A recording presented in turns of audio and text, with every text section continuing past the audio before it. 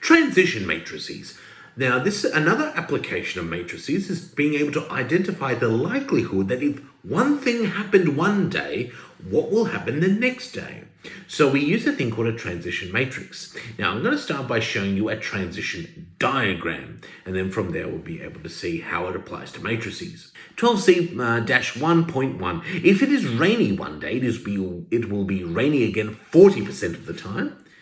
Or if you see 40%, that's the same as saying 0.4 of the time. And therefore sunny 60% of the time, or 0.6 of the time.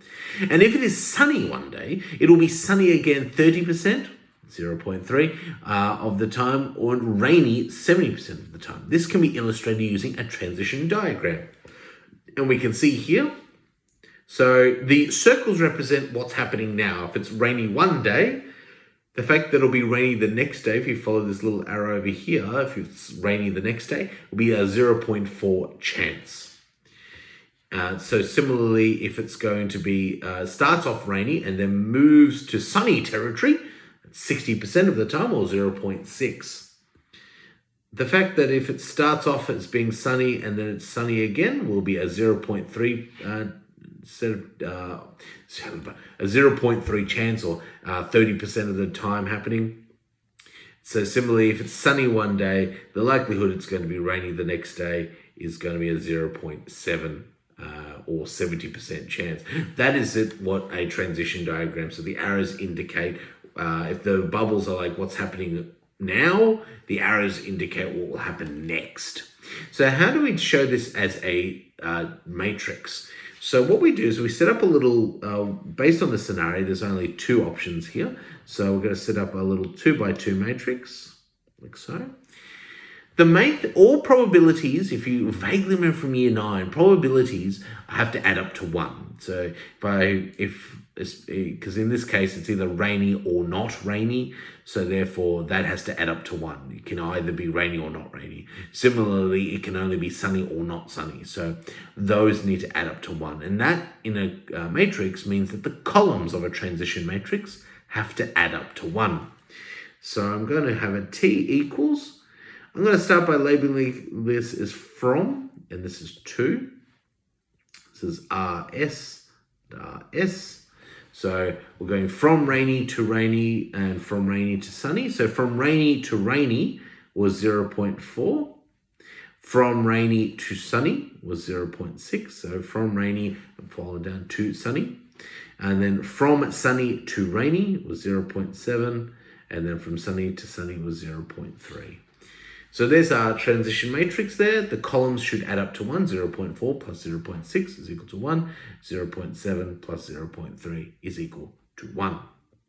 12C-1.2. Students have the choice of doing either maths or English during their study periods. 65% of the students who do maths during one study period will do maths the next study period.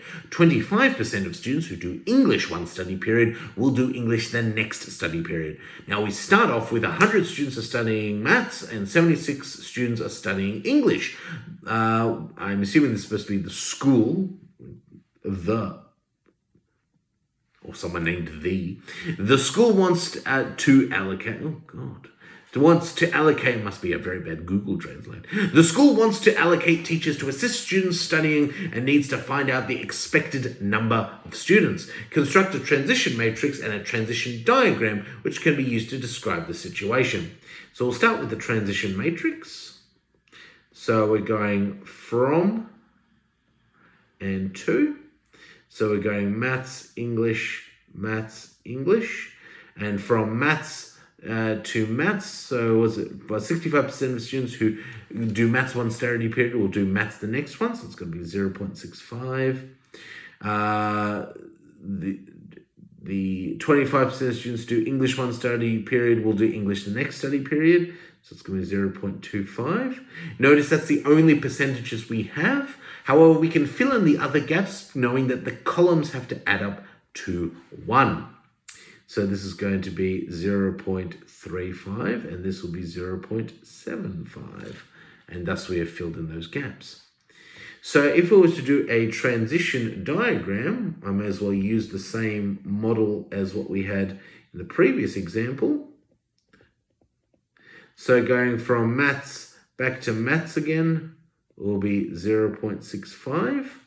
Going from maths to English will happen to 0.35. And then from English to maths will be 0.75. And from English back to English again is 0.25. How many students studying maths do we expect to study maths the next period? Now, the initial number of students that were studying maths was 100. And we know that according to this, that from maths to study maths. So it's going from maths to maths. So we know that 65% will go from maths and continue doing maths. So we're going to take 100 times by 0.65 or 65%, and that'll get us 65 students. How many students are studying English do we expect to change to maths? Well, how many do we have to start with? We had 76. And from English to maths was 75. So 3/4 of 76. So what we can do is we could just go into our calculator, 76 times by 0.75, and that gets us 57 students. Example 12C-1.3. Australians go on holidays either within Australia or overseas. Market research shows that 95% of those who have had their last holiday in Australia said their next holiday would be in Australia. I'm just going to get myself ready for Australia overseas. Australia overseas. We're going to from and to. What did we say? Australia to Australia 0.95. 20% of those who had their last holidays overseas said their next holiday would also be overseas, so 0.20. We just need to fill in the rest of these gaps, so we're going 0.05 and we're going to 0.8, like so. A transition matrix that could be used to describe this situation, well, the only one that fills in those suggestions would be E. 12C-1.4. Each year, a family always goes on its holiday to one of three places: Portland, P, Quambatook, Q, or Rochester, R. They never go to the same place 2 years in a row. For example, if they want to go to Portland one year, they would not go to Portland the next year. They would go to Quambatook or Rochester instead. So we need a transition matrix to model this situation. So there are two vital things that are important here. One, columns must add to 1, and we cannot have people returning back to that same city. So if we look at the way this has been written, unfortunately, these sort of should be on the other side. Yeah, they've got this year and they've got the next year on the left. It actually should be on the right, but that's okay. So if they are not returning, it looks like, so P to P, Q to Q, R to R, it would mean the diagonals would have to be 0. So we can eliminate A, we can eliminate C, and we can eliminate B because they've got at least one number in the diagonal. So it's either going to be D or E, and I'd suggest it's probably going to come down to whichever one does not have its columns adding up to 1. 0.5 plus 0.5 is equal to 1. 0 plus 0 plus 1 is equal to 1. 0.1 plus 0.9 plus 0 is equal to 1. So that's fine.